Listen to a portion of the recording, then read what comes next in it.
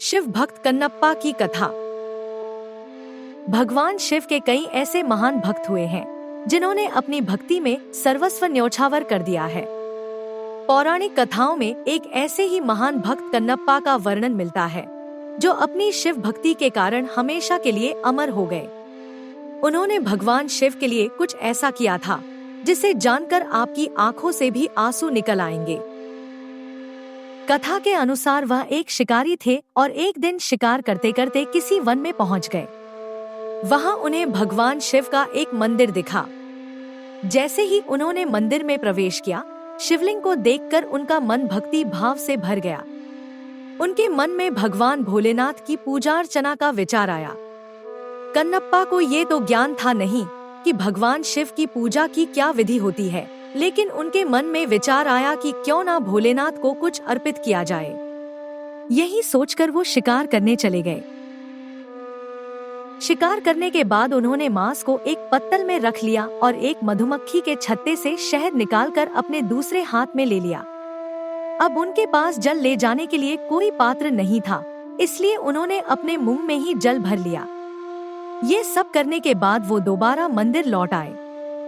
शिवलिंग के ऊपर कुछ पत्ते इकट्ठा हो गए थे।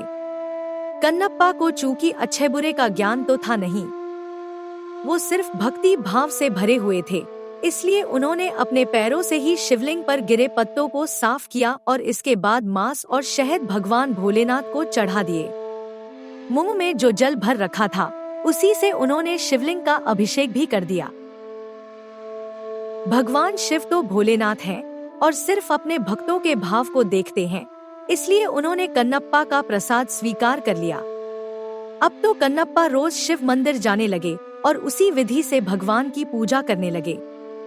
लेकिन मंदिर के एक पुजारी भी थे, वो भी बहुत बड़े शिव भक्त थे।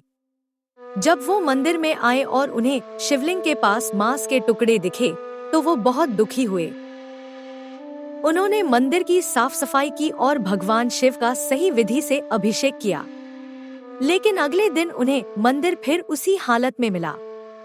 तब उन्हें लगा कि मंदिर में जरूर कोई आता है और जानबूझकर ऐसा कृत्य करता है। एक दिन योजना अनुसार वो मंदिर में छिपकर बैठ गए ताकि उस व्यक्ति को पकड़ सकें। हर दिन की तरह एक निश्चित समय पर कन्नप्पा फिर मंदिर आए और शिवलिंग पर मांस चढ़ाया। इसके साथ ही मुंह में भरे जल से शिवलिंग का अभिषेक किया। मंदिर के पुजारी को यह सब देखकर बहुत क्रोध आ रहा था, लेकिन जब भगवान शिव ने कन्नप्पा का भोग ग्रहण कर लिया तो उनके मन में ये प्रश्न आया कि वो इतने वर्षों से भोलेनाथ की पूरी पवित्रता से पूजा करते हैं, लेकिन शिव उनकी भक्ति से खुश नहीं हुए। दूसरी तरफ ये इंसान इतने घृणित तरीके से पूजा करता है, इसके बाद भी भोलेनाथ ने इसका प्रसाद ग्रहण कर लिया। चूंकि पुजारी भी सच्चे शिव भक्त थे, इसलिए भोलेनाथ ने उनके प्रश्न का उत्तर देने के लिए एक लीला रची। अचानक शिवलिंग की एक आंख से रक्त बहने लगा। ये देखकर कन्नप्पा बहुत दुखी हो गए। उन्होंने जड़ी बूटियों से शिवलिंग से बह रहे रक्त को रोकने का प्रयास किया, लेकिन जब रक्त का बहना नहीं रुका तो कन्नप्पा ने तीर से अपनी एक आंख निकालकर शिवलिंग के एक नेत्र पर रख दिया। इससे उस नेत्र से तो रक्त बहना बंद हो गया, लेकिन शिवलिंग के दूसरे नेत्र से रक्त बहने लगा। तब कन्नप्पा के मन में विचार आया कि शायद दूसरी आंख निकालकर रखने से फिर रक्त बहना बंद हो जाएगा। लेकिन समस्या यह थी कि दोनों आंखों से अंधे होने के बाद वो ये कैसे देख पाएंगे कि नेत्र कहाँ लगाने हैं। इसलिए भगवान शिव के इस भोले भक्त ने उस स्थान पर अपने पैर का अंगूठा रख दिया जहाँ शिवलिंग के दूसरे नेत्र थे। इसके बाद वो अपनी दूसरी आंख निकालने लगे, लेकिन तभी भोलेनाथ प्रकट हो गए।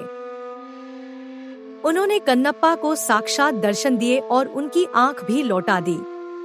यह देखकर मंदिर के पुजारी समझ गए कि उनके अंदर सबसे बड़ा शिव भक्त होने का अहंकार था और महादेव ने यह लीला रचकर उनका अभिमान तोड़ दिया है।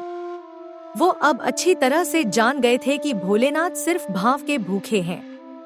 इस तरह कन्नप्पा के कारण उन्हें भी भगवान शिव के दर्शन का सौभाग्य मिल गया। ऐसा बताया जाता है कि आंध्र प्रदेश में आज भी वह शिव मंदिर स्थित है, जहां भक्त कन्नप्पा ने भोलेनाथ को अपने नेत्र अर्पित किए थे।